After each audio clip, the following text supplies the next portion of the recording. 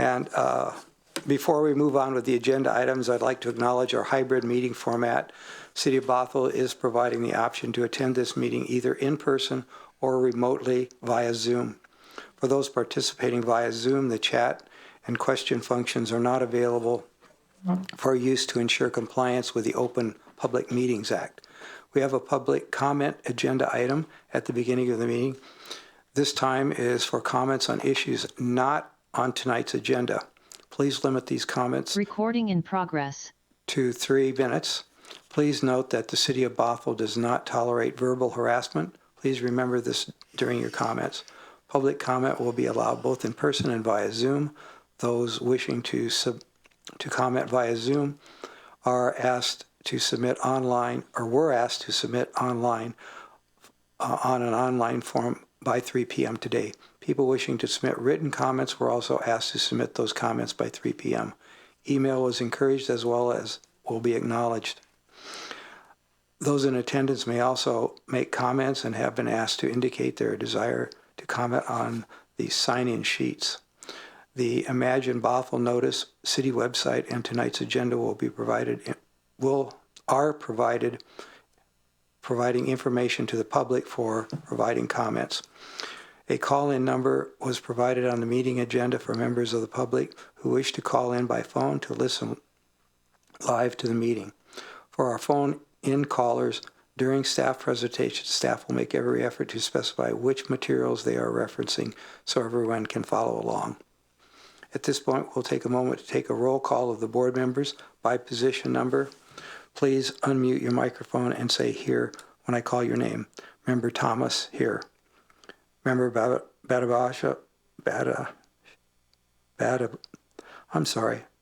Shanav. Here. Member Nelson.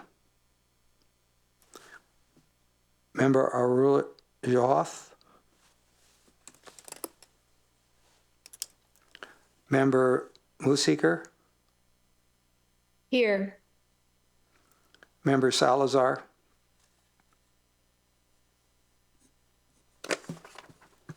Member Sampi. Here. In addition, the following city staff are in attendance. Ray Souza, Senior Planner, City of Bothell. Nick Schmeck, Planner, City of Bothell. In addition to the following consultants are in attendance. Adam Alsobrook, Willamette Cultural Resource Associates. Here. Before we begin, I'd like to reiterate some meeting guidelines. For all meeting attendees, please speak clearly and pause frequently. Mute your microphone when not speaking. Please state your name before speaking. For those making presentations, please pause periodically to ask if there are any questions. For board members, at the appropriate times, I will be calling on each member by position number order, asking if they wish to speak or ask a question. I will also be doing this when it is time to vote. If you want to speak, please indicate this by raising your hand.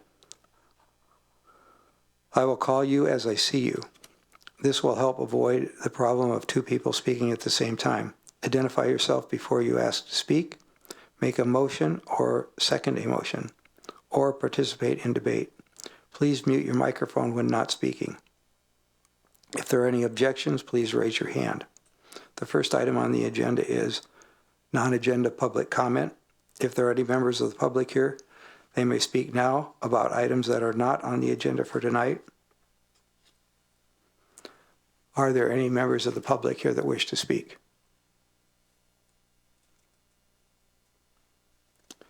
Hearing none, we'll move on. Approval of the minutes. Meeting minutes for May 14th, 2025 regular meeting. The minutes from the May 14th, 2025 regular meeting were included in your packets for review. Would a board member like to make a motion? If so, please indicate by raising a hand. Board Member Sampi. I make a motion that we approve the minutes from May 14th, 2025 regular meeting as written. Do I have a This second? is Member Mosiker, I'll second.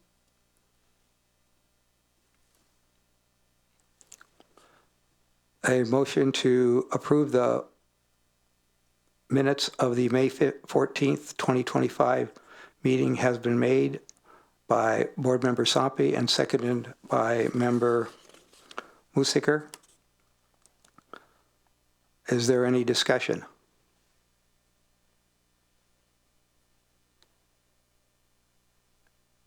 Seeing none, I'll call a roll call. Member Thomas, aye. Member Bonif,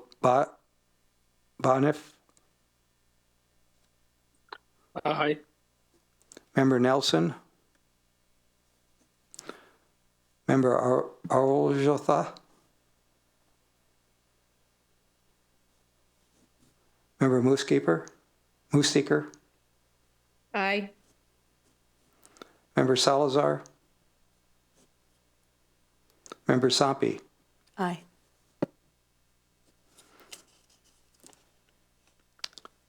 The motion passes. Moving on to old business, I see none. I'll move on to new business, the briefing on the downtown plan update. Turn this over to staff.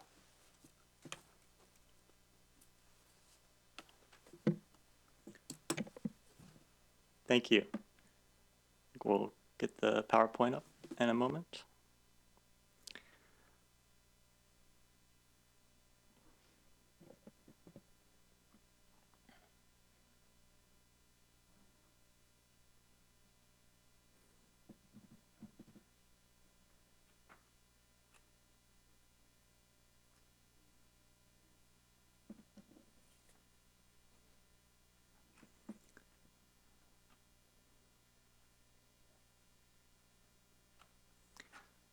Okay, thank you.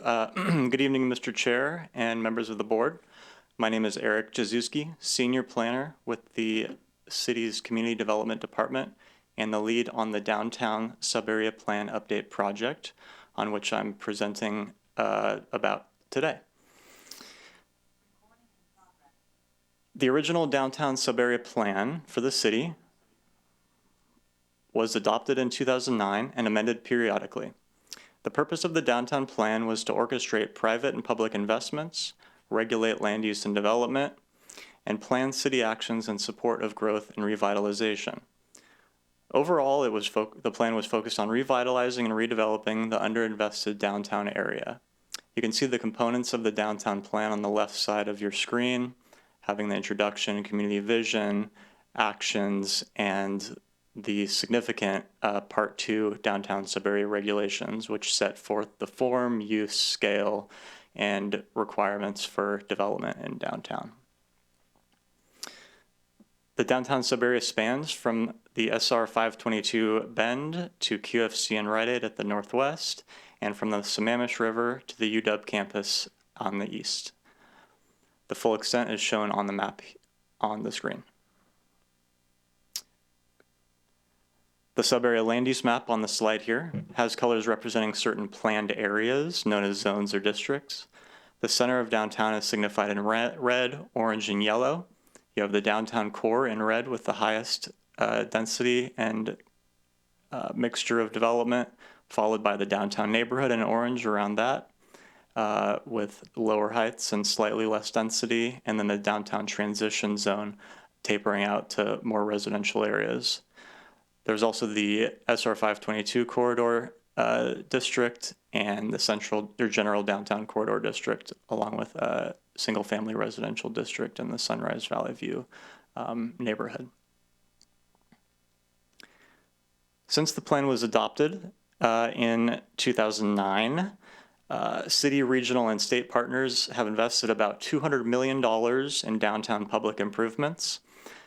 Some major projects to highlight from these investments over the last 16 years include the Bothell Everett Multi-Way Boulevard, a transformative and regionally significant project, the SR 522 realignment, the new City Hall in which we're sitting or standing, and the redevelopment of many North Shore School District properties on the west side of Bothell Way. Following that significant public investment, was major private investment with new high-density residential and mixed-use developments that you can see out in downtown today. There were about 19 new high-density residential and mixed-use developments since 2009, and about 148 new businesses have opened in downtown over the last 14 or 15 years. From the developments, there were 2,600 housing units, and that's excluding about 1,000 dorms on the UW Bothell campus that were recently completed. So why update the downtown plan? There's a few reasons. First of all, the city's comprehensive plan was recently adopted last December and set growth targets for, or additional growth targets for downtown of 1,894 dwelling units and 730,000 commercial square feet. So planning for that additional growth over the next 20 years. Also to learn from what's happened over the last 15 years and see where there can be improvements made or course corrections made or maybe business as usual. And then also to look at the future, which might be a little bit different from what was envisioned in 2008 or 2009.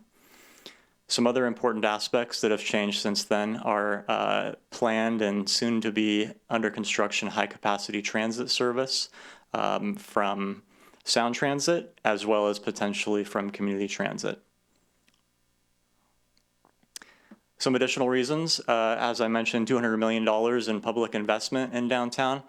So continuing to find ways to maximize the return on those investments through development, tax revenue, business revenue. And as well, with all that change, there's been new residents, new workers, and businesses, and I would suppose that many of them were not around in 2009 to be involved in the original plan. So it's a great opportunity to talk to those people through our community engagement process and see what their thoughts are and what their vision might be. And finally, incorporating diversity, equity, and inclusion principles, not just in the growth plan, but also through the engagement process, making sure that we reach out to people that are not typically involved. So that's a big part that that is new.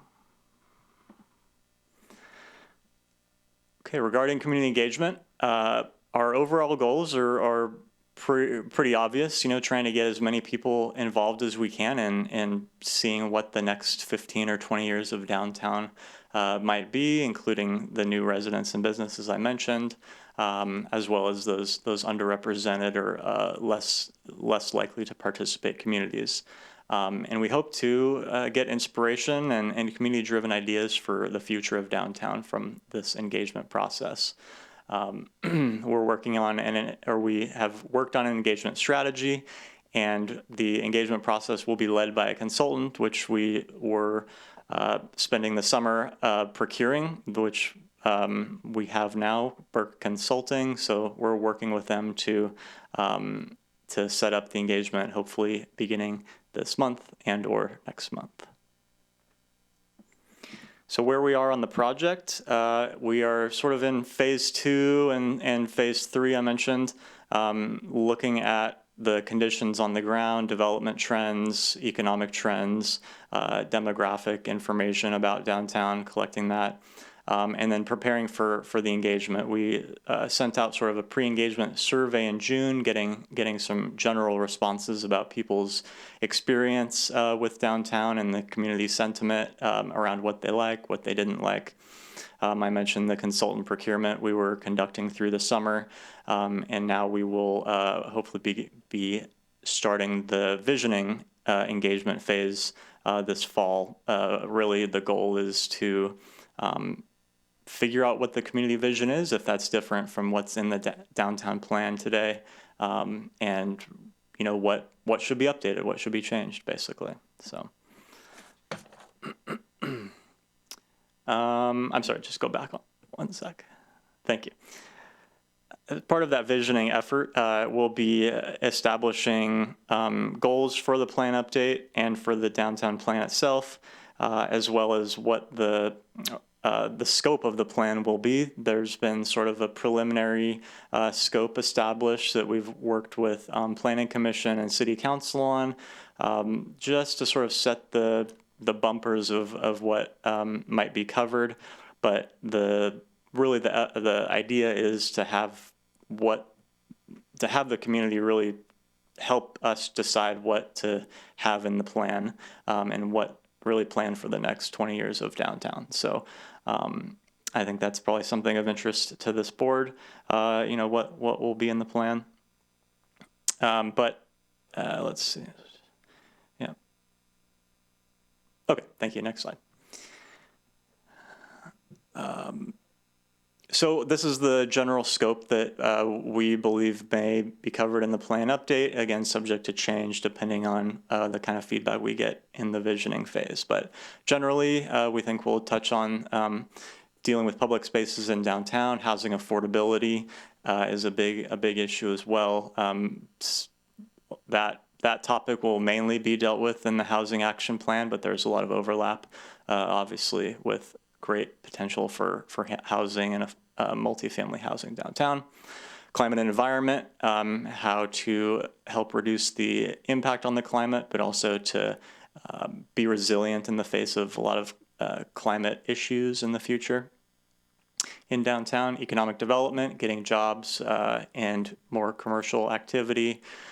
Figuring out transportation, given it's such a constrained geography, as well as obviously future development, building, land use, what that might look like, looking at some opportunity properties, redevelopment opportunities, which there are many still.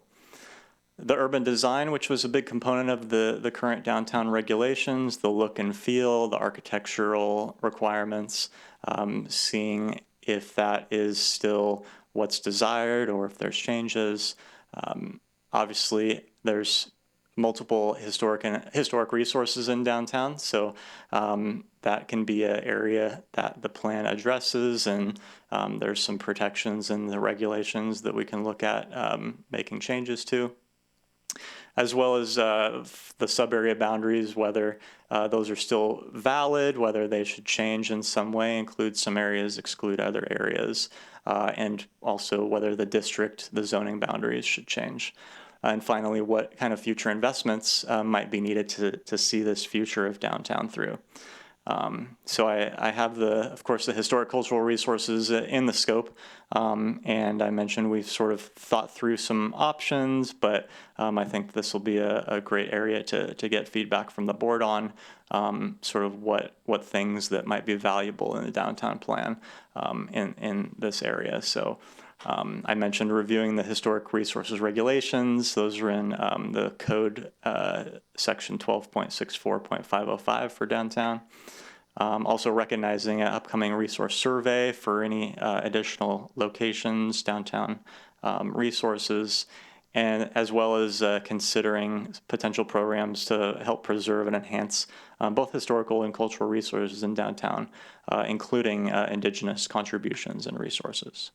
So that's the high level. And on the next slide, we'll also be tracking and coordinating on many other city efforts in various stages of completion. So just showing that we're trying to coordinate here, and obviously there's a lot of overlap among various efforts by the city. So that concludes my presentation, and I'm happy to take questions, comments.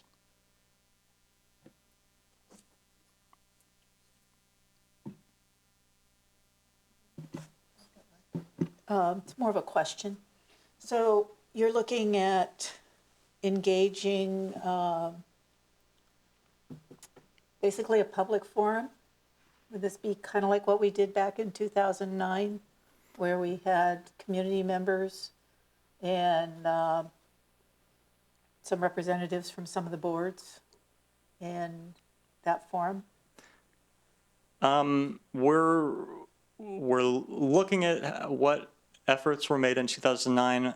However, with the emphasis on making sure our engagement is inclusive and equitable, we're trying to have more proactive efforts to reach people, where, typically if you create a venue and you invite people to it, you're going to have obviously very interested and motivated people, which is great, but that's only one subset of the greater community. Right. So we're trying to go out, and we'd like to table at events and have, interactive walking tours, and, go to the grocery store, go to farmers markets, have obviously virtual forums. So, but we'll also have, the more traditional open houses as well throughout the process. So. We actually had some of that in 2009, but we also had somewhat regular meetings with a number of the stakeholders. And there was a pretty fair amount of input directed to our consultants over that time. So I just want to make sure that there was also, by having a consistent group, we were able to learn through that time and directly interface with the consultants, feedback. Oh gosh, there was a lot of different ways. A lot of what you're saying, I absolutely agree with. I would like to get the broadest spectrum. Мне плохо слышно. But Да, длинные сосиски, но резко маленькие. Зачем ты мне дала? Пойдет это все. yeah, that's okay. But I just want to also have that in there, because having a group of people that's actually inputting or receiving input through the process that's public is really, I think, pretty important, instead of just this kind of multi-layered, multi-input, but it's only, for very short periods of time. I hear that. I'm making note of it. Thank you. Yeah.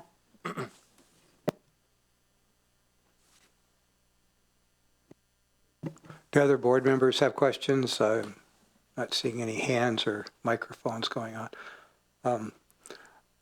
I noticed that near the end there you mentioned Indigenous contribution and resources, and I'm just wondering, I've heard that brought up a few times, but I've yet to see anything kind of gel on that, fill out, or so can you update me a little bit on how that's progressing in terms of the resources? And Well, this is a, should I say, this is a potential area that the plan might address. So I don't have an exact definition of what a program would be to recognize Indigenous resources or something like that. It's something in our planning framework that emphasizes the importance of, incorporating an Indigenous component to our historic resource efforts. So again, I don't know exactly what that would mean in practice. It's something we can figure out through the process, though,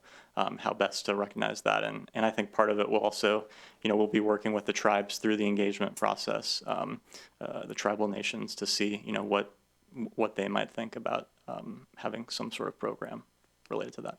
well, I'd be delighted to be involved with assisting that in any way that I can. Thank you. Are there any other questions for Eric?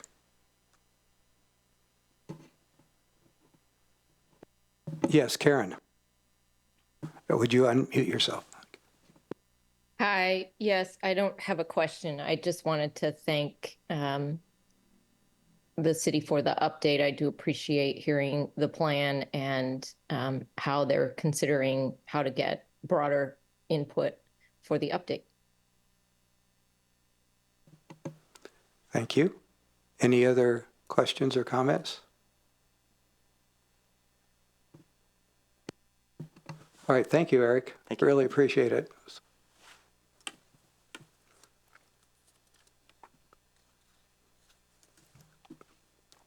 Our next item is a briefing on the City of Bothell's historic built environment update.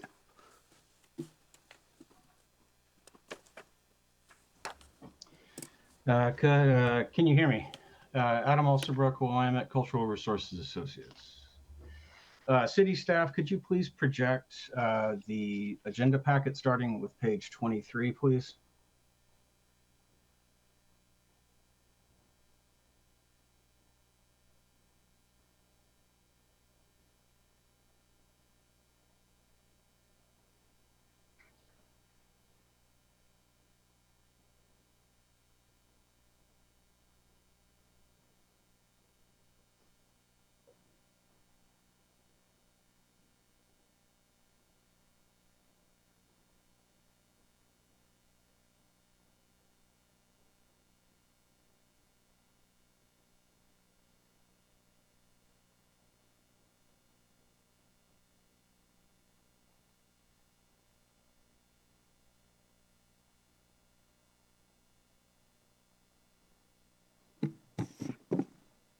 Is that going to work Is for it you? possible to go to full? Is it possible to go to full screen by any chance, or no? Adam? Let me see.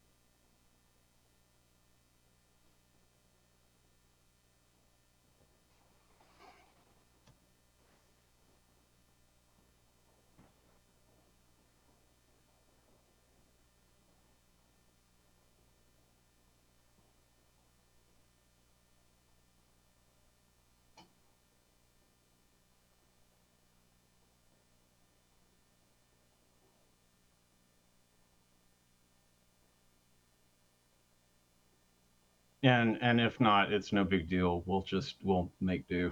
I think this is what you get from me, Adam. All right. No, I appreciate all efforts on my behalf. Thanks for bearing with us, everybody. My name, just to reintroduce myself, my name is Adam Alserbrook. I'm Senior Architectural Historian with Willamette Cultural Resources Associates.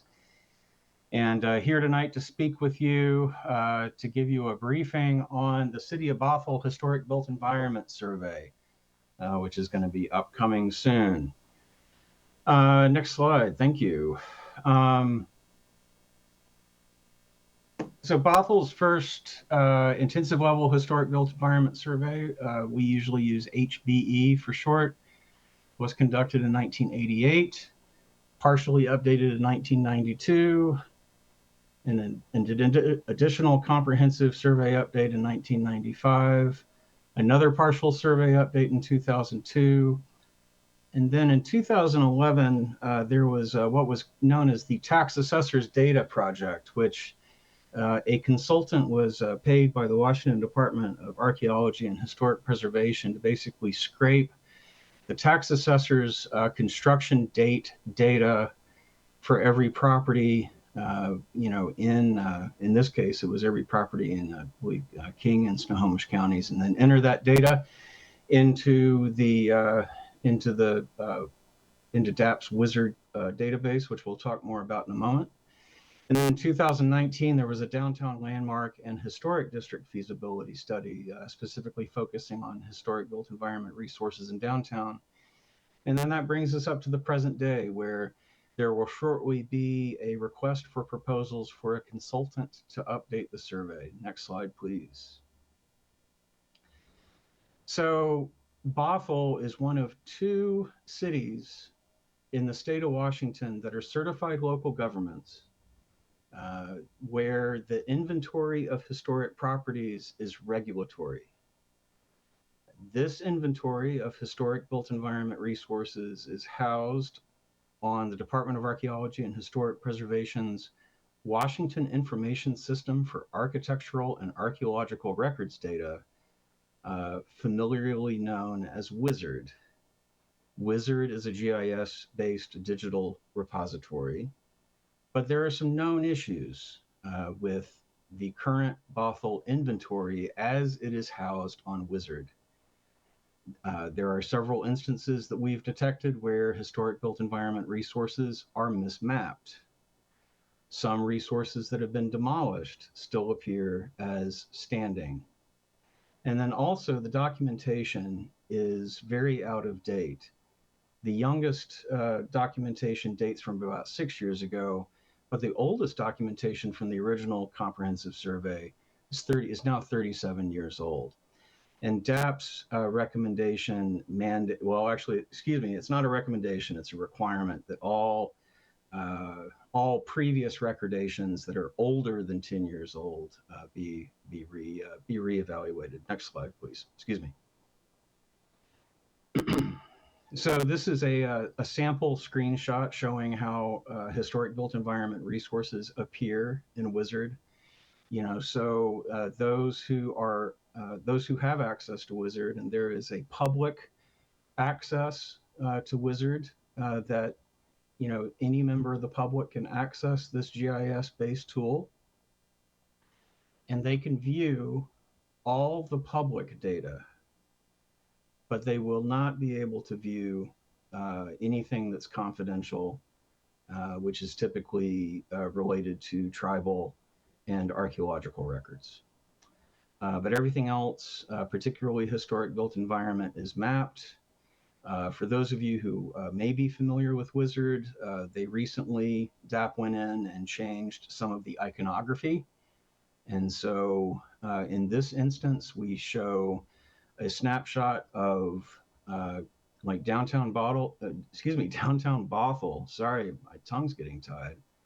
Downtown Bothell at the bottom of the screen there, and then moving northward out of downtown.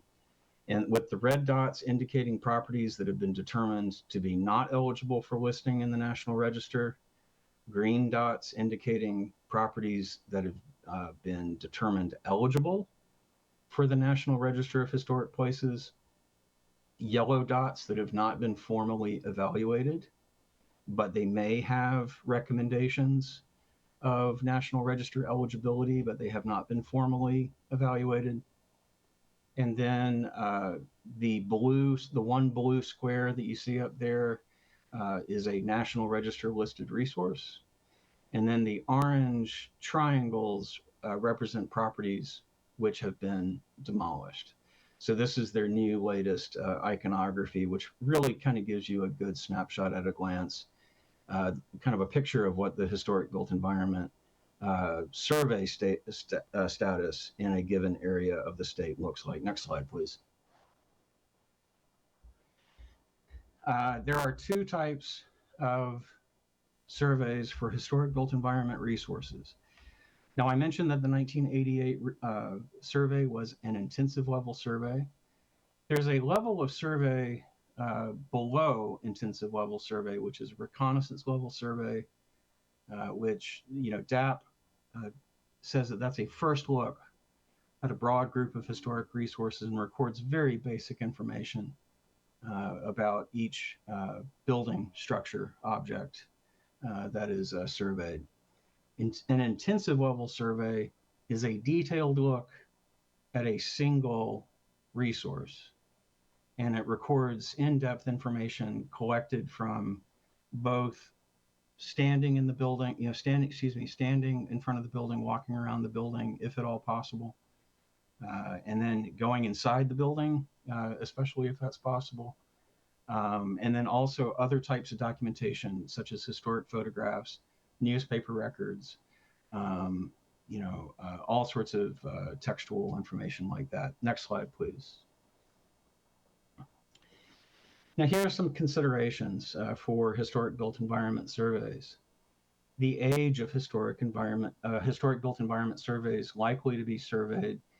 The RFP will include the stipulation for the consultant. It's usually 45 years from the year of the survey. It might even be 40 years to future-proof the data. And so, this is a bit shocking to folks when you put it this way, but if the survey were to happen in 2026, deduct 45 years, it goes back to 1981 and before. And then if you deduct 40 years, it's 1986 and before. And so what that means is that historic built environment resources constructed in 1986 or earlier would be evaluated. Existing documentation will most likely be the historic context statements, any existing documentation on historic context statements for the city will almost certainly be updated to assist with the evaluation of HBE resources surveyed. This will absolutely contain a much more robust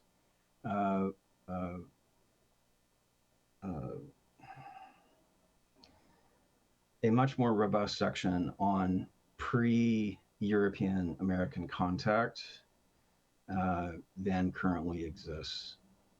There may also be themes and themes and groups of historic built environment resources.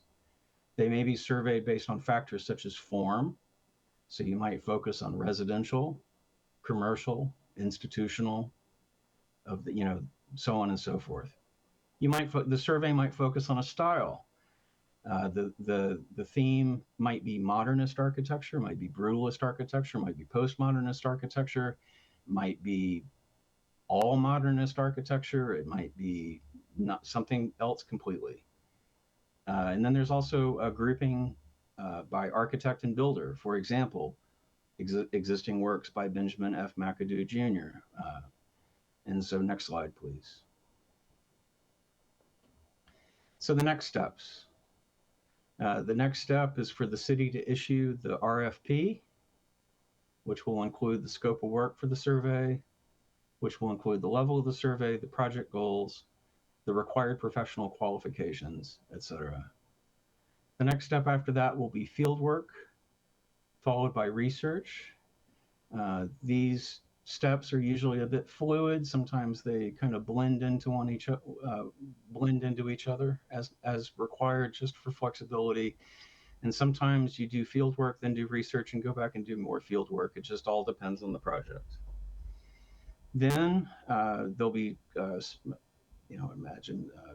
updates, periodic updates to the Landmark Preservation Board, the public, and other stakeholders on the progress of the work. Then there will be a draft survey report for comment by all stakeholders, the public. DAP will almost certainly be reviewing it, along with the members of the Landmark Preservation Board. And then finally, based on those comments, a final survey report and copies of the historic property inventory forms for all the surveyed HBE resources would be submitted to the city. Next slide. So thank you very much for bearing with my rough voice this evening. My apologies for that. And then there's some links for some more information for those who are interested in some of the more nitty-gritty details about these. But thank you very much for allowing me to speak this evening. Thank you, Adam. Are there any questions?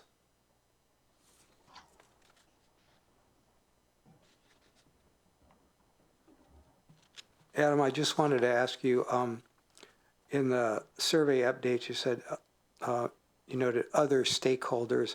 Will the stakeholders be identified before the project starts? And I'm wondering, will they include native tribes, maybe Burke Museum staff or advisory board?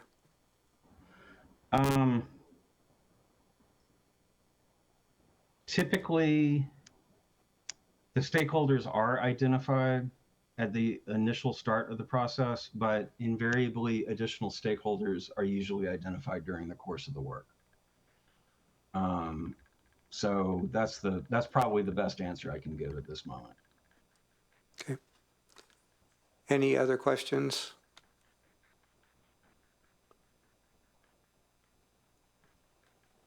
Thank you, Adam. Thank you.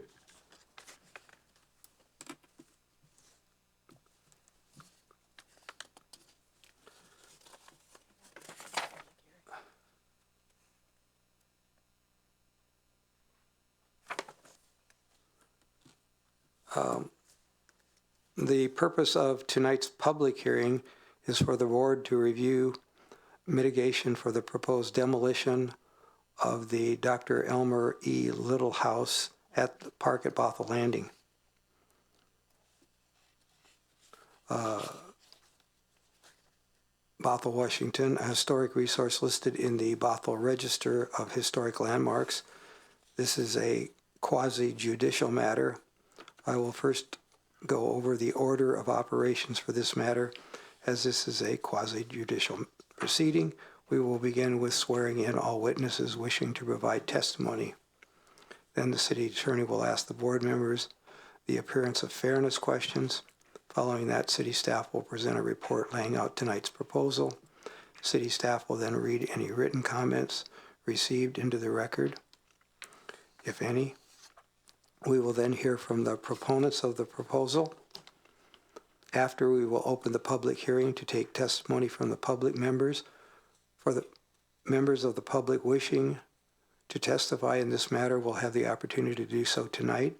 Testimony will be limited to 3 minutes. After 3 minutes, you will be asked to sit down, and no extensions of time will be provided. This will allow everyone a chance to speak. City staff will be tracking your time and will let you know when your 3 minutes are complete. Those wishing to testify but not using all of their 3 minutes may not donate their time to another individual wishing to testify.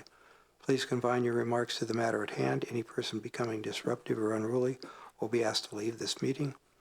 For all those testifying, please speak clearly and pause frequently. Please state your name prior to speaking. If you are joining remotely, city staff will unmute your microphone when it is your opportunity to testify. At the end of public testimony, city staff and the project proponents will have the opportunity to present any rebuttal. At that point, the public hearing will be closed and the board will commence deliberations. I will now proceed to the oath being administered to all those testifying. We will now swear in the witnesses who will testify in the proceedings. Would all staff, applicants, and other persons wishing to testify tonight please stand and raise your right hand.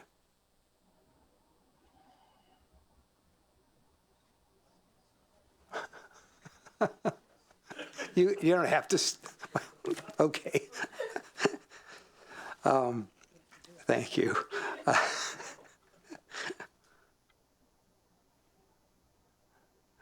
Do you promise to tell the truth in these proceedings? If so, please respond, I do.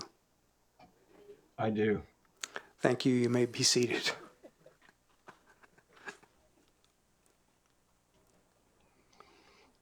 And the city attorney, will you please ask each member of the board the appearance of fairness questions? Thank you, Member Thomas. For the record, my name is Eileen Kiefer, and I have the pleasure of serving as Bothell's city attorney. And we'll start with Board Member Thomas, who's been through this drill before. We'll ask you each the appearance of fairness questions one by one. So Board Member Thomas, are you ready for the questions? I am. Excellent. Do you have any interest in the property or the application or own property within 300 feet of the property subject to the proposal? I do not. Does your employer have an interest, financial or otherwise, in the outcome of this proceeding? They do not. Is there any prospective employment for you or a member of your family as a result of the outcome of this proceeding? There is not. Do you have any familial, social, or business relationships or connections with any of the parties or non-parties who have an interest in the outcome of this proceeding? No. Do you stand to gain or lose any financial benefit as a result of the outcome of this proceeding? No. Have you engaged in any ex parte communications with either proponents or opponents of the proposal? No. And then finally, can you hear and consider the proposal tonight in a fair and objective manner? Yes. Thank you. Okay. Now we'll move on to Board Member Babajanov. Are you ready to answer the questions?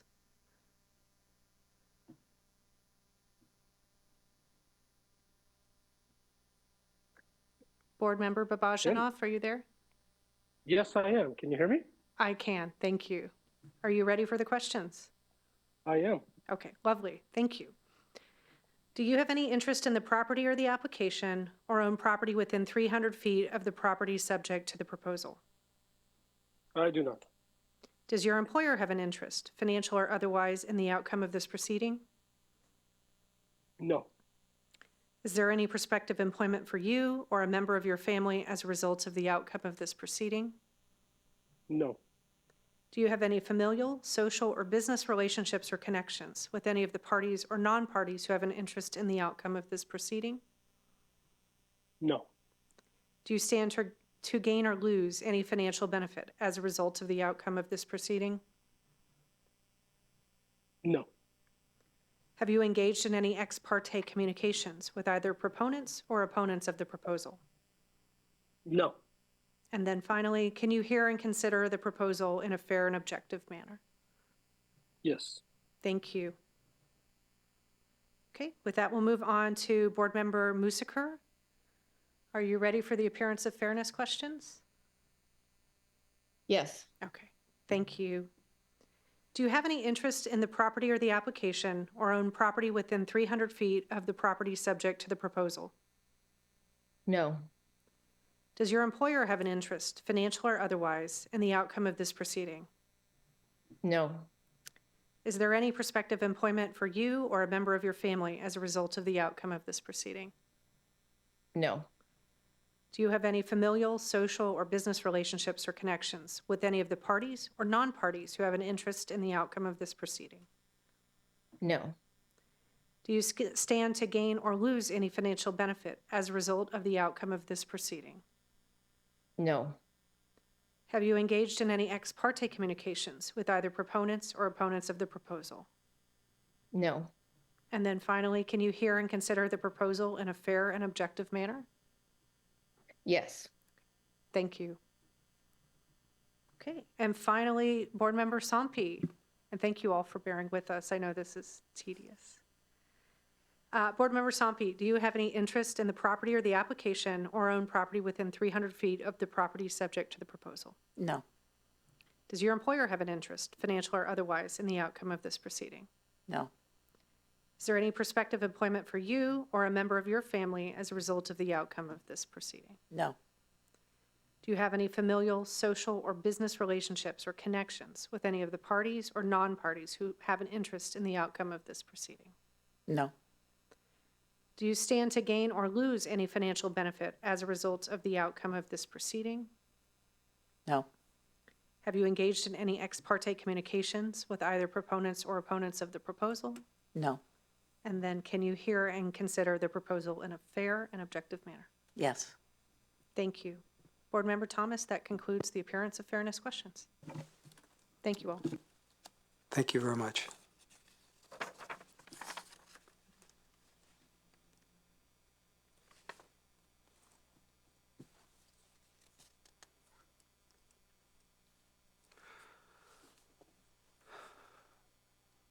Thank you to the city attorney again.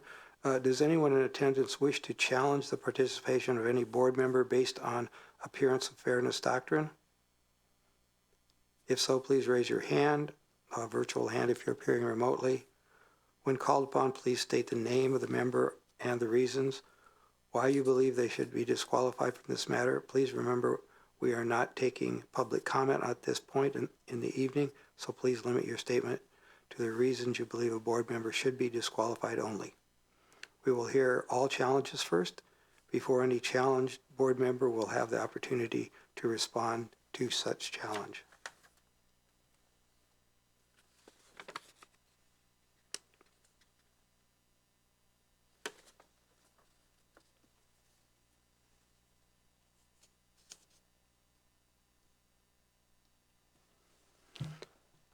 Are there any challenges?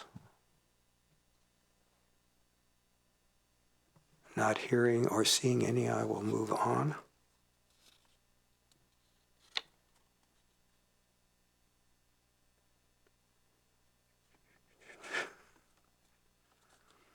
We will now ask the city staff to please present their staff report on the proposal. City staff will now read into the record any written comments received, and city staff has the city received any written comments. I'm sorry, I'll have you present your report first.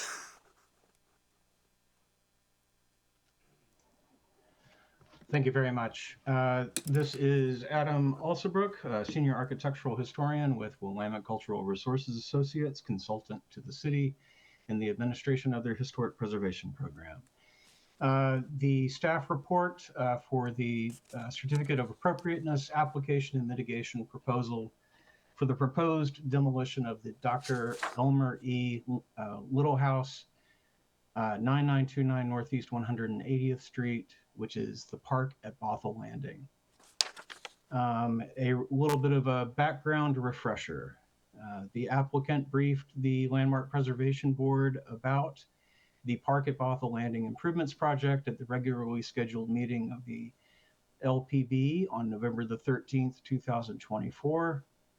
The approved minutes for that meeting show that board members Nelson, Babajanov, Sampi, and Thomas were present, and that board members Arul Jyothi and Burgess were absent. The applicant submitted their certificate of appropriateness application to the City of Bothell on August 26th and submitted their proposed demolition mitigation measures to the City of Bothell on September 3rd, 2025. The consultant on behalf of city staff determined these materials to be sufficient for submission for consideration to the Bothell Landmark Preservation Board. The following is a summary of the applicant's presentation, highlighting the sections which are subject to review by the City of Bothell Landmark Preservation Board. And these page numbers are keyed to the page numbers of the agenda packet for easy flipping through for reference. Agenda packet pages 36 through 40 is the demolition report on the property, which is dated August the 25th, 2025, which includes the documentation of alternatives of demolition pursuant to Bothell Municipal Code 22.28.0603A through 22.28.0633H. Agenda packet pages 41 through 57 is the applicant's briefing to the LPB dated November 13th, 2024. Excuse me.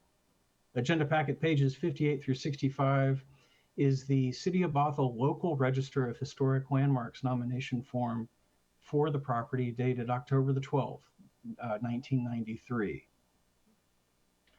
Agenda packet pages 66 through 68 are the King County Tax Assessor's real property record card for the property at its original location, which was the northwest corner of the intersection of Main Street and 102nd Avenue Northeast in Bothell.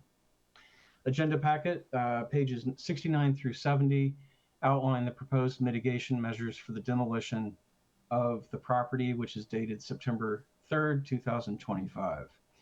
The staff recommendation stands as follows.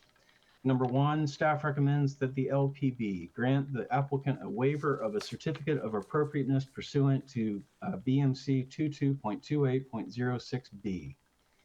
Number two, staff recommends that the LPB waive the negotiation of demolition alternatives waiting period pursuant to BMC 22.28.060B1 and proceed immediately to negotiate mitigation measures with the applicant pursuant to BMC 22.28.060B4. Lastly, number three, staff recommends that the LPB approve the applicant's proposed mitigation measures for the demolition of the Dr. Elmer E. Lytle house dated September the 3rd, 2025, which is located on agenda packet pages 69 through 70. Staff recommends that the applicant coordinate fulfillment of these mitigation measures with City and Bothell staff and the City of Bothell on-call historic preservation consultant, with the caveat that all contact with the tribes be made via proper channels between the City of Bothell and the respective tribal sovereign nations. Thank you. That is the end of the staff report.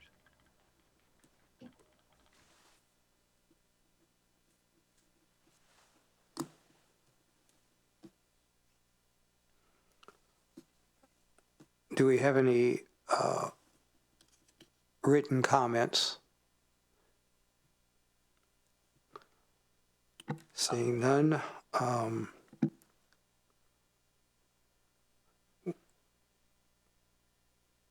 we will now have the project applicant to speak on the proposal. Please recall that you have 15 minutes with which to speak. Good evening. Thank you, Board. Thank you, Adam, for the background and introduction. My name is Aaron Milner. I'm the Planning and Development Manager for Bothell Parks and Recreation alongside Nick Stroop, Parks Director. On November 13th, 2024, Bothell Parks and Recreation, along with our consultant team, provided a project overview of the redevelopment and expansion of the park at Bothell Landing as it relates to the historic buildings within the park. The November presentation included discussion on the Dr. Elmer E. Lytle house and detailed several design approaches incorporating the original structure into the overall design of the project. During this meeting was also discussed the board's expressed opinion that the demolition and replacement be considered for a variety of reasons. With us tonight is our consultant team from Site Workshop Landscape Architecture and SHKS Architects, who will be providing a presentation as it relates to the submitted Certificate of Appropriateness application for the Dr. E. Elmer Lytle House. With that, I'd like to reintroduce you to Vanita Sidhu, Principal with Site Workshop, and Sean Kelly, Architect at SHKS, who will lead tonight's presentation. Thank you, Aaron. We're going to start with a handful of slides that just refresh you on the overall park project, and then I'll try and go through those quite quickly, and then Sean will speak specifically to the Lytle House. This is a project that began a couple years ago. We were hired to refresh the master plan that was created in 2010, relooking at the core part of this park and do a really extensive engagement process. It was a great process. We've had many meetings in different formats, and as well as online surveys, and we continue to have meetings that are ongoing. We are currently just wrapped up the schematic design phase of the project, and we'll be moving into design development in the next month. And there are plans to begin construction documentation in 2026, with still figuring out the timeline for construction as funding is determined. Next slide. And just to refresh on the park, and part of the reason we were hired initially to revisit the master plan, that whole northern part of the project presented a whole opportunity with the work that happened with the state route. This is, as was discussed in the sub-area plan presentation, this is a changing city with a lot more density downtown, and a strong engagement process is really important. You can see here, I'm sure you're all familiar with the site, but the historic buildings are there in the core part of the project, set back from the state route and wrapping around the existing amphitheater. Next slide. We have, and just to remind everyone, we are along a river, so we have a lot of regulations in addition to Horse Creek, an existing wetland, and all of our work will be going through shoreline conditional use permit and other processes. Next slide. This is a summary we did a while back of the engagement process, just highlighting here a couple things that came out specific to the historic building resources. People really value having historic buildings in the park. There was one of the things that came up a lot was expanding the programming and the interpretation to include the longer indigenous history of the site, in addition to the settler history that's already fairly well developed within the Hannon House. Next slide. And this just highlights a few specific quotes we have from that process. I won't read through all of them. This is our current site plan at the based on when we submitted our schematic design plan at the end of August. It should be pretty similar to what you saw last year, but we have refined quite a bit the detailing and design of all the landscape and architectural components within this project. And highlighting here the location of a proposed community building to replace the Lytle House. Next slide. We will be, this summarizes all the improvements we're thinking about related to the historic buildings. We, as you know, are not here today to talk about those other improvements to the schoolhouse and Hannon House and Beckstrom's cabin, but the program remains the same as what we shared in our briefing before. We'll be looking at accessible access improvements, a platform exhibit for the school bell that the city has, demonstration garden and gathering area, interpretive exhibits, and we are still proposing relocation of the Beckstrom cabin, and we will come in with a future application to review that in detail. So today, of course, we are focused on the Lytle house. Next slide.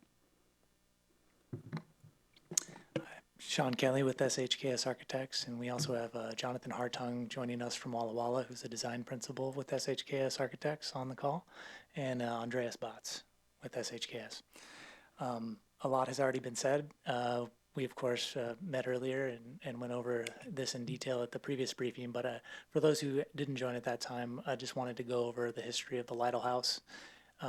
So it was originally constructed in 1898. It was renovated in 1936, which you can see in the top left image there of it in its original site. It was renovated again in 1967 before it was moved to the park at Bothell Landing in 1977. So you can see that in the top right there. As mentioned earlier, it was originally at the corner of 102nd Avenue and Main Street, and it was moved to the park at Bothell Landing to become a senior center. As you all know already, it's named after Dr. Elmer Lytle, who's a significant person in early Bothell history. And the historic nomination states that the building's significance primarily stems from its association with Dr. Lytle. Its architectural style is the pioneer classic box style, style that was common in the early 20th century and, well, in this whole region. Its current use is as a community meeting room with some storage area, and there have been offices in there as well.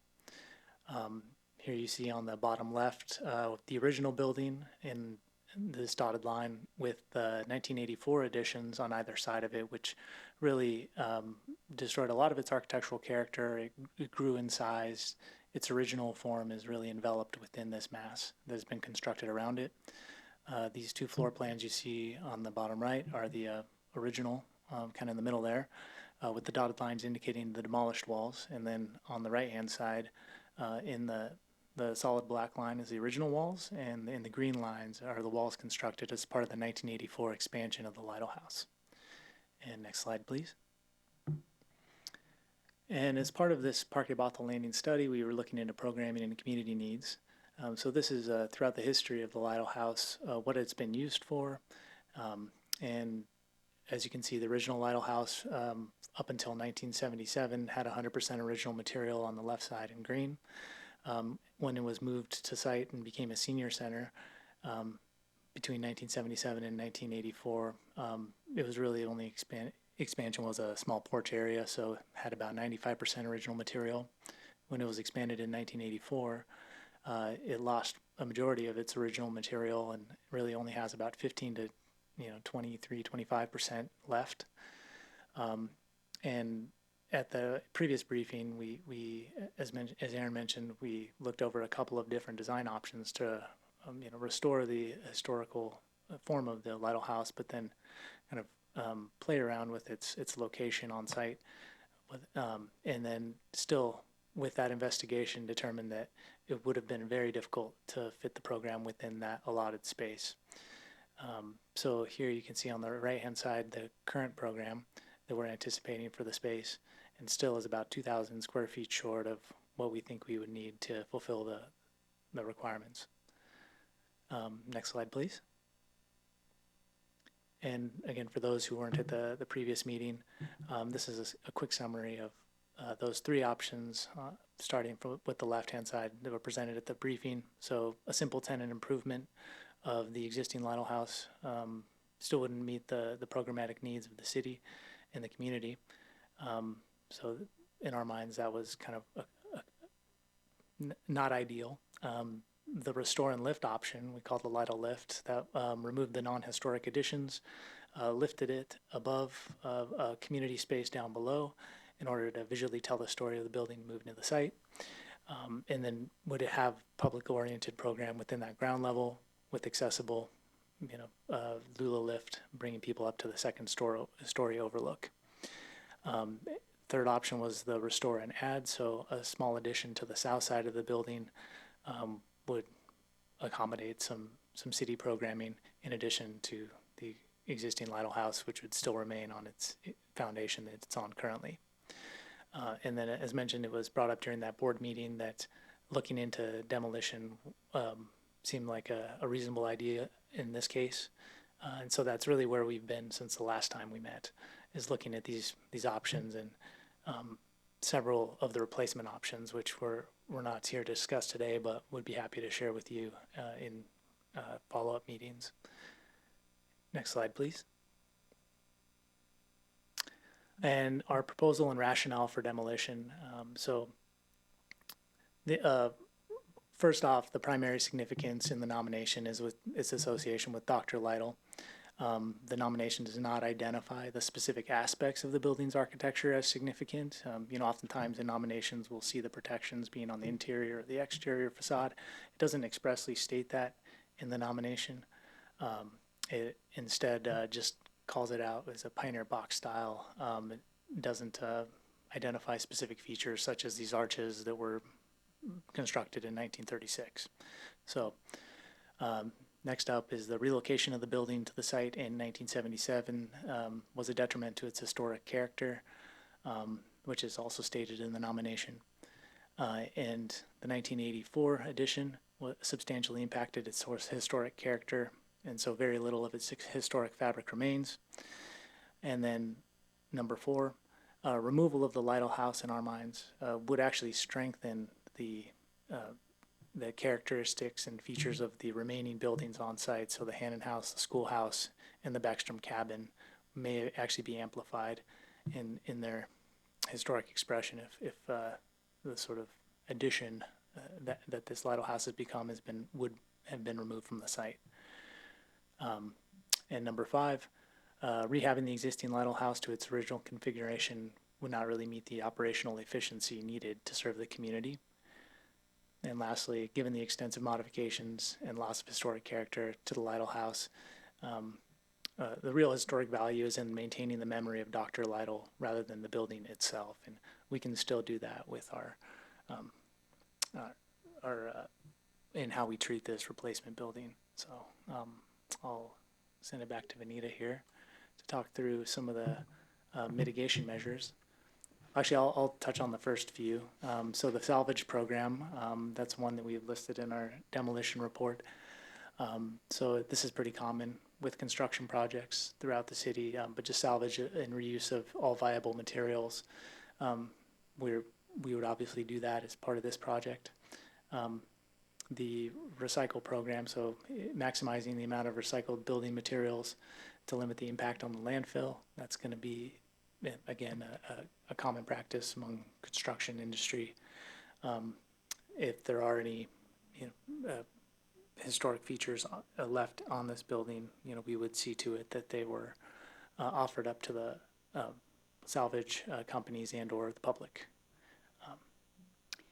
Yeah, and then the last 3 elements, interpretive program with exhibits that could take different forms. We're envisioning exhibits associated with the new community building. There would be opportunities both exterior and interior to that building, and then also exhibits associated with the Hannon House, Schoolhouse, and Beckstrom Cabin exterior area. As Sean mentioned, there's Dr. Lytle's importance in the Bothell community. The early Bothell community is something that we think would be important because he was really the reason that building was landmarked, or one of the strong reasons why the building was landmarked.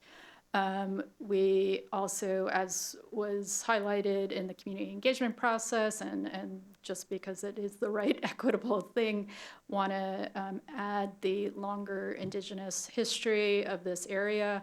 That would go through a process, working through our city leaders to have those conversations with other nations on how they would like to be represented and what histories to tell.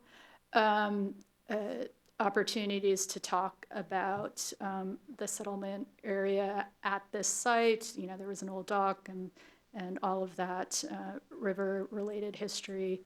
And then really there's opportunities to talk about the park itself and its future. We are planning a number of things that will improve the ecology of the river, and believe there could be interesting exhibits on plants, hydrology, and whatnot. Demonstration garden is something we're really interested in, and think that the planting areas in around the Beckstrom Cabin, Schoolhouse, and Hannon House would be a great location for displaying native and culturally relevant species. I could see that as being something where there could be tribal interest and might be a great opportunity. And then a gathering area, that's something that's come up in conversations with the Historical Society and also overall engagement, that having a place where the Historical Society has a lot of artifacts. There's tons of things piled into the Beckstrom Cabin and Hannon House and Schoolhouse, and being able to maybe bring some of those things to an outside area for presentations and tours, and show how things were used. Just having a gathering area, and then the school bell is something that we are planning to exhibit. So that summarizes our mitigation. Thank you.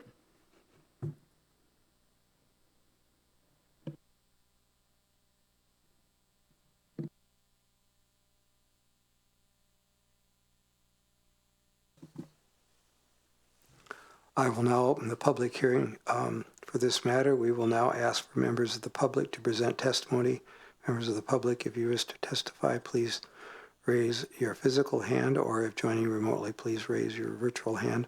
City staff, you will call on all of those with hands raised until all of those who wish to testify have done so. Please remember to state your name, confine your remarks to the matter at hand, and that you may have a time limit of 3 minutes. City staff will alert you when your time limit has expired. Do we have any public comments? How long was this published before the meeting, that they knew that we were going to be discussing this today? Nick Schmeck, Planning Road City of Bothell. Adam, when do we typically publish and send out the agenda packet? Thursday before. Yeah, that's what I thought. Yeah, and this is, a reminder too, this is our second touch with you guys. And I think Vanita hit the head of the nail too. They've been going into the community and doing extensive outreach for this project. There's a few people that I was surprised are not here. Okay, I do have some comments. So we do understand the issues and the necessity of a redevelopment of the park at Bothell Landing, not just for the public, but to be in compliance with the issues related just to the river and to the setbacks, and those are mandated. People don't necessarily understand that we have to do this. I want to say that I think you guys have done a really good job dealing with the constraints you have on this. These properties were moved in anticipation of the state's 100-year anniversary. I talked to some of the people involved in it when we first moved to Bothell, and how they kind of had to scramble to save these properties, but also to, they wanted to have it coincide with the celebration of the state's anniversary and be able to say and point out to the community that these were valuable and important to the people in this community. They are still very valuable to people in this community. And I think you've heard that over and over again, that they appreciate as a community that Bothell has preserved some of our historic resources in a manner that is very seldom done anymore, or that we see done and being shared. So that I just want to pat us all on the back to say that we're continuing that. Lytle House has lost its integrity. There's no real arguments we can make on that. However, Dr. Lytle's importance in the community as one of our founding pioneers and his professional importance to the community, the greater community of the North Shore area, is absolutely something we want to retain. I believe that this house has a plaque for being on the state register as well as the local. Did we ever get those out to it? I believe we did, but I'm not sure where they might have been placed. That's definitely something staff can check into. Yeah, if they are still available, I think they need to be commemorated in place down at the landing appropriately. I think we also want to kind of revisit and consider how we want to commemorate this building, as even though we've lost it, that we have mitigations that we require for other properties in the city to commemorate it, to show the history and et cetera. It's not just that we might have exhibits now and then in the new community building. And by the way, I think your community building is too small, but that's a different issue. I really feel that we will want to revisit how we do a commemoration of the building, as well as how we tie it contiguously to the other buildings. And you also might want to bring on board Robert Beckstrom with regards to the cabin and some of the resources that are there. He's a former board member and has been part of the input with it as part of the family, the Beckstrom family. So I also, let's see, development of the park as a place. Okay, yeah, I just really want to reiterate, development of the park as a place where we are communicating the history of the city, related to the landing, related to the steamships that were the lifeline of the city. You either took the steamship or you underwent a full day ride to the south until the road was completed. And I think that's really important that we tie that together, that we do some studies, that we find appropriate ways to commemorate our loss in the Lytle House, because it is a loss to the community. Just no other way around it. We don't have a lot of those resources. A lot of communities have none of those resources.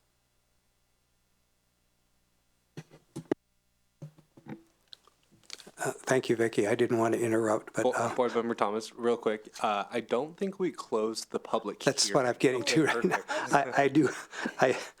I do want to mention that since we had no public comments, I am closing the public comments part of the meeting, and the board members are open to discuss with staff their comments and concerns.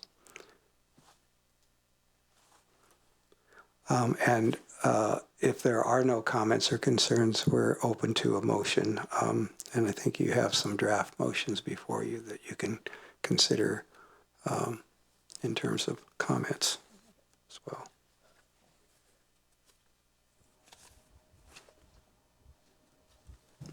Point of order, board member Mosaker has her hand raised. Oh, that's what you're trying to point out. Thank you. Karen, please go ahead. Hi, thank you. I just have a couple of questions, being new to the board, and I wasn't here during that November meeting. However, I did read through the materials, but I have two questions. First, I wonder if city staff could speak briefly to the current condition of Lytle House. Are there significant condition-related issues with it?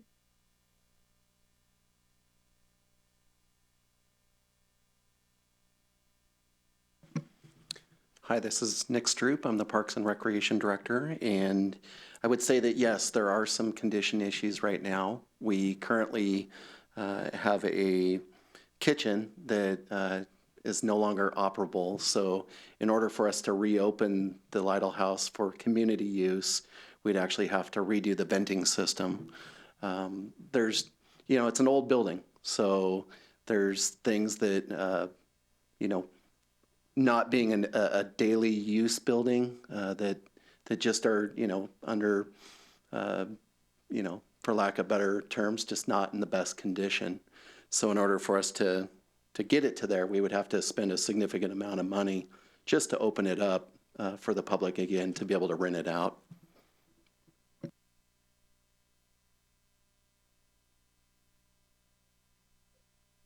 Okay, thank you. I just think it's important that we have a good understanding of all the reasons behind the need to demolish, and if condition is one of them, that is helpful. My second question is about the public engagement process for the park redesign. Was there information provided, or could someone clarify to what degree information was provided to the public that any of these historical buildings, but most particularly this one, might be demolished or removed or not part of the final project?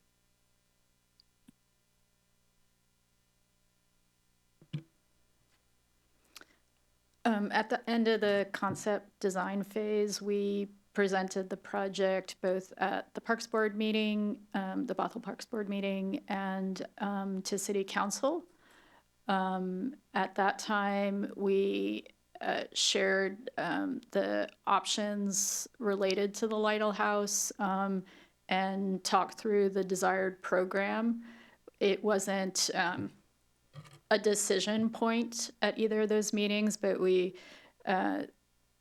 based on the studies that had been done by SHKS architects, a fitting program into the existing building, and studying the iterations of, go back to its original form and add an addition, or maybe take the original form and raise it up and add a floor below, that a new building provided the best opportunities for meeting program. But it wasn't, a decided factor in those meetings that were open to public feedback.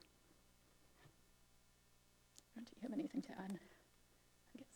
I would Thank you. just also mention to Nick Schmick's planner, City of Bothell, this is the second meeting at this public meeting as well that these materials with hypotheticals have been presented to not only this board but the community. So there's been a few times.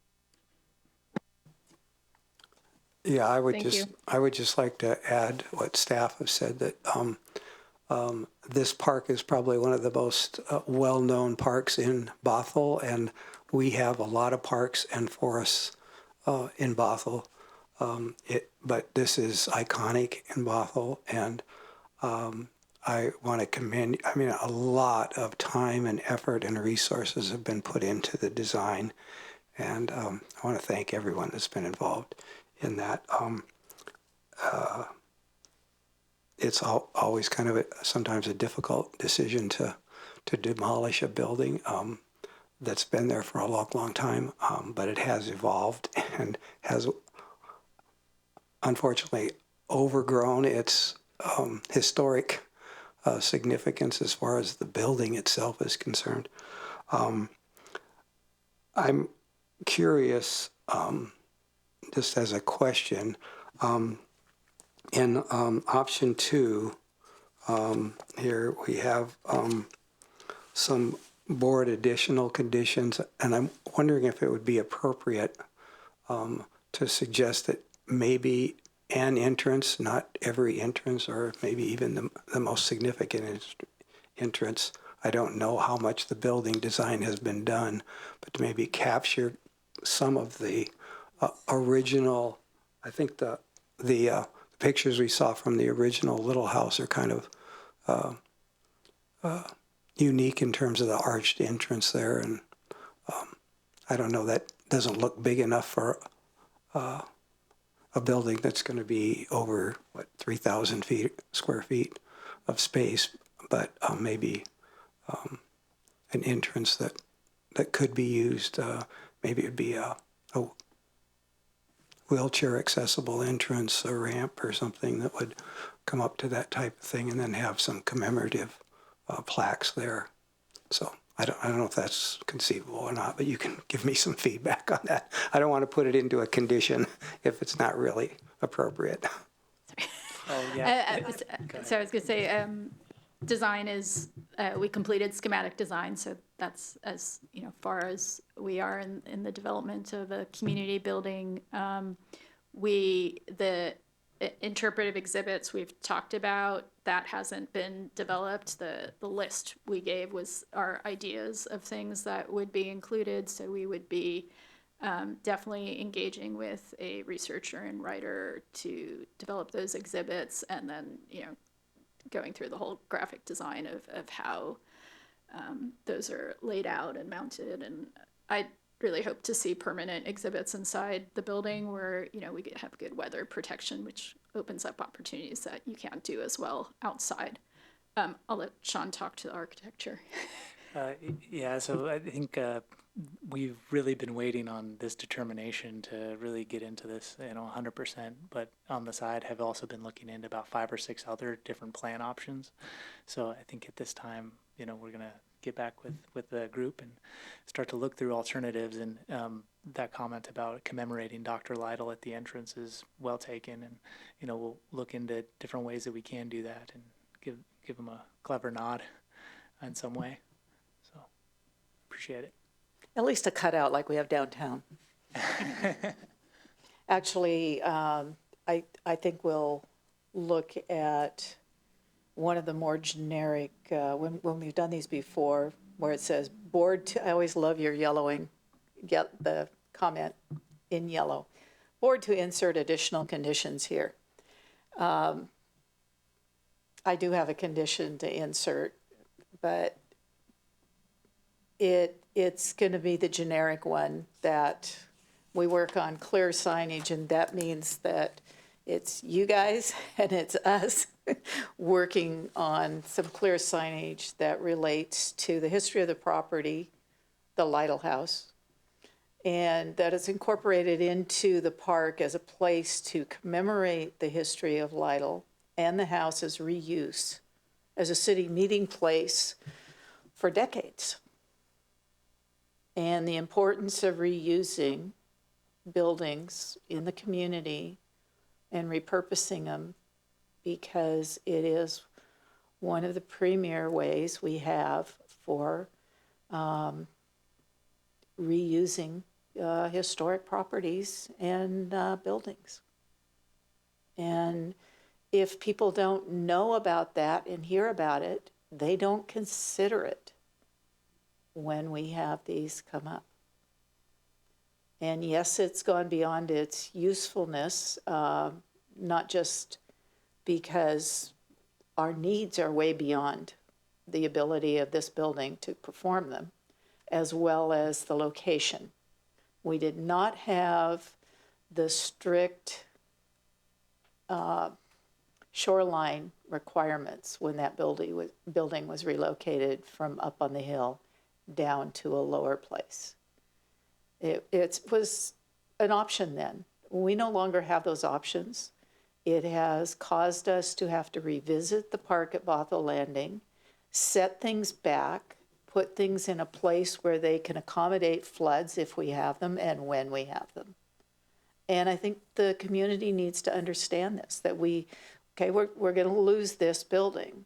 It has been a community center for a number of years. And it's important that people who come here see that. We've saved these ones. Okay, we have the ability and have been using that ability to commemorate or at least interpret with signage around our community so people know what was there and what it meant, and we have a place to go forward from.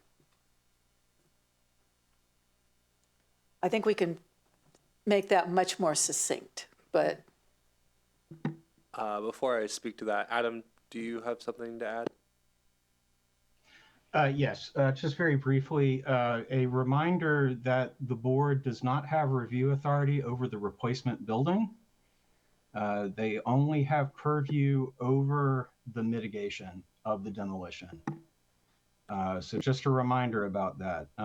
The other buildings will be looked at in future proposals, but the actual physical design of the replacement community center is not under this board's purview. Thank you. And speaking to that, I think my suggestion as staff here would be to be a little bit more prescriptive in your condition of, and I would like to go back to staff's recommendation from our brief of, as you've seen, they've done a really great job of outreach, and we're really hoping to not extend this process too long, but staff's recommendation was to give authority to the Parks Committee and to the consultants here to work with us and Adam, our historic preservation specialist, to finalize the mitigation measures and some of these conditions that you might place. And so once again, my recommendation would be to be prescriptive, descriptive. For example, if your focus wants to be on signage, put that in there. You know, you're hoping to draw people to this place. Great. Staff will continue to work with them to have great signage. If there's specifics to that, add that in there. But once again, I just want to reiterate, multiple touches to come back with the board is not the preference at this time. no, I do understand that. I am trying to, I do want to keep that succinct and to the point in a prescriptive manner, because essentially what, and I don't want actually to put any restrictions on your design. I don't think it's actually necessary to even provide the historic references in the building for the community center. I would much rather prefer that over in the historic district we're creating away from the shoreline and keep it all in one place. But at that point, my request is in the insert of the conditions is that we facilitate, you can, maybe we start in the language, facilitate our typical, and I'm being generous there, interpretive signage referencing the demolition of the Lytle house and the historic importance and relevance to the park at Bothell Landing, to the community.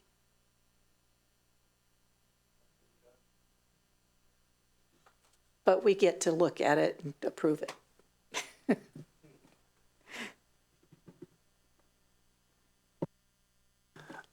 I think, Nick, you're asking us to actually trust in the staff and consultants to accomplish that, since they've heard that feedback many times. And that's correct. Yeah, we're not.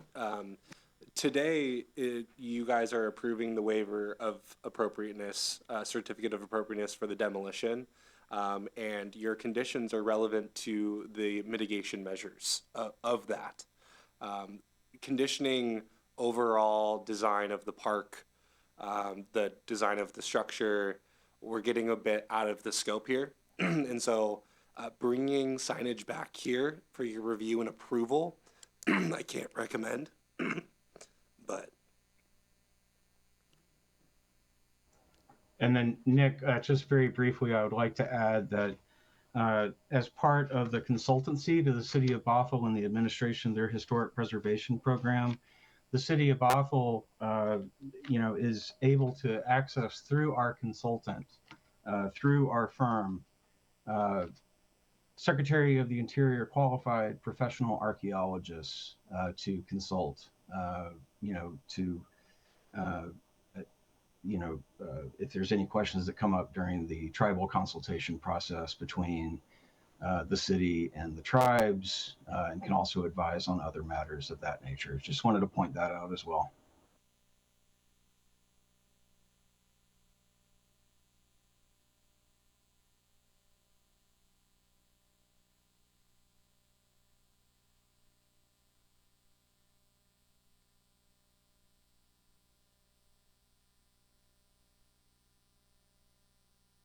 Okay, I'll make the motion. I make a motion that we select option 2, recommending mitigation measures as proposed by applicant, plus the additional mitigation measures. The only mitigation measure is to provide, to work on clear signage that would reiterate the historic relevance of this property as part of the historic district we are creating, because we have to move it for the park at Bothell Landing. And particularly if we can, is that it? Yeah, that would be it. Do we have a second?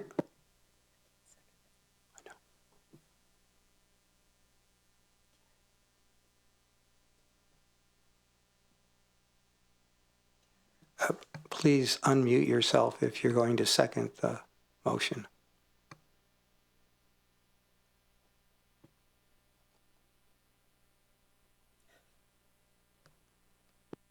Sorry, for clarification, could you point me to option 2? What page is that on?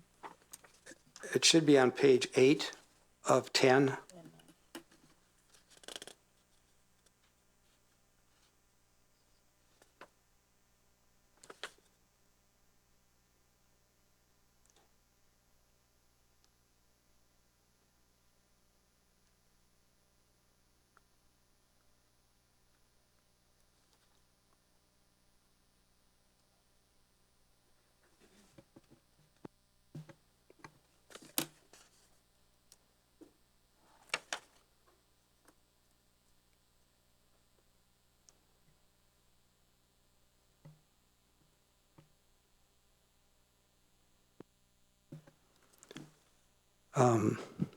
Hearing no second, I believe the motion fails.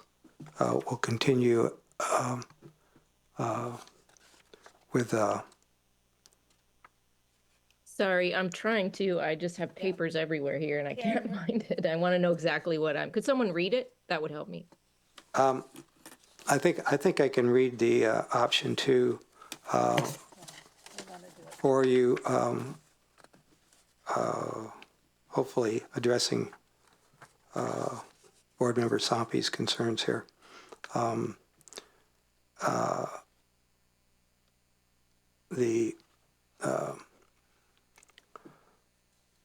Option number 2 is that the Bothell Landmarks Preservation Board convened a hearing on September 10th, 2025.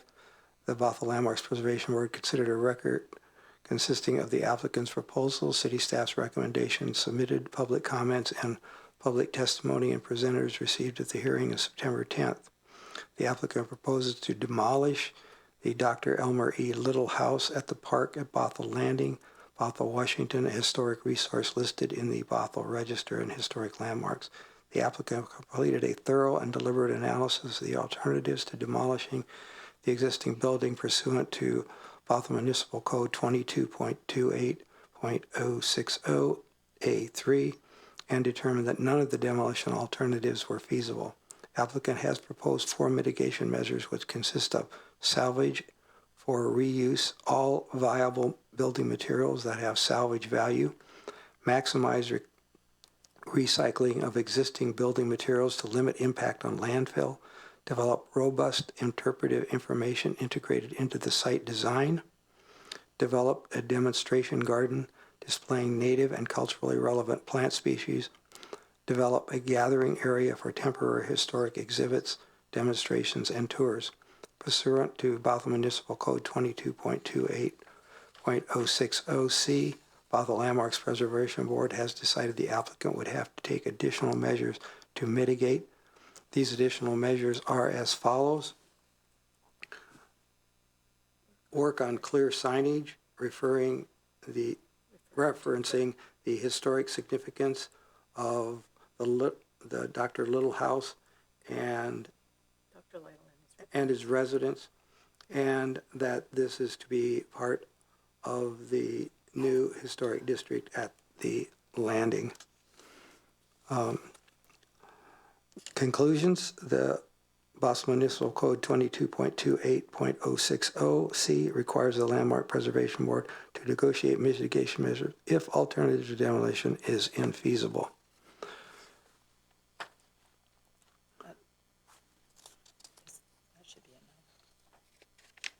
And I think that's pretty much it. Thank you. Super helpful. If the motion still stands, I will second. Thank you very much. I think we're ready to vote on the motion. I'll call the order here. Member Thomas, yes. Member Babajanoff? Alex?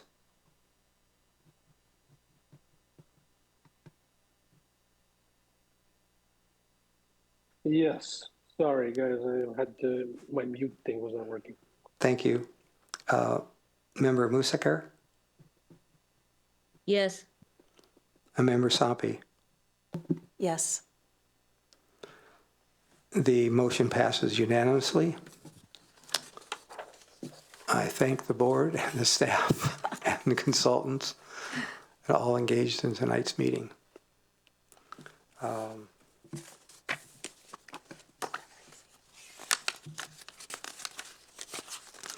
I will entertain a motion to adjourn. Before we adjourn. Oh, Member Sampi. I just want to let staff be aware that I will be out of the country next month for any meetings. So, because my email still works, not really. I just want to make sure that that is on the record. Thank you. I will entertain a motion now to adjourn. Would you make that motion? And I'll second it. Or do you want me to make the motion? I'm sorry. I don't think we need a second on a motion to adjourn, do we? Yeah, okay. I'll make the motion to adjourn. Somebody can second it. Well, I don't think we have to vote on that, do we? We do? Okay. Sure, go ahead. Member Thomas, aye. Member Babajanoff. Aye. Member Musaker. Aye. Member Sampi. aye. Thank you all. We are adjourned. Thank you for your time. Thank you. Thank you all.